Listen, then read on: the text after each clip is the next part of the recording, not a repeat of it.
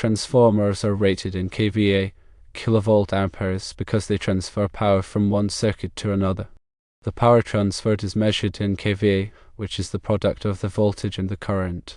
It's important to use KVA because transformers must handle both real power, measured in kilowatts, and reactive power, measured in kilovar.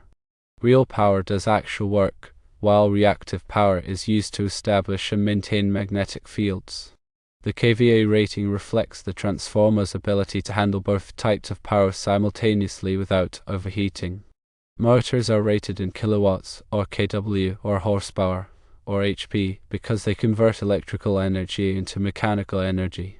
The power output of a motor, the mechanical work it performs, is measured in kW or HP. This rating signifies the amount of real power the motor can deliver to a load. While motors draw both real and reactive power from the electrical grid, their output is characterized by the real, usable mechanical power they produce. Generators are rated in KVA because they generate electrical power.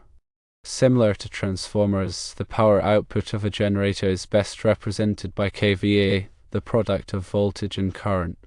This rating accounts for both the real power, which can be supplied to a load, and the reactive power, which is necessary for maintaining voltage stability within the system. KVA reflects the generator's total capacity to deliver electrical power, regardless of the load's power factor. To summarize, here is a table outlining the ratings of each device. 1. Device transformer, rating KVA, units KVA. 2. Device motor, rating kW or HP, units kW or HP. 3. Device generator, rating KVA, units KVA.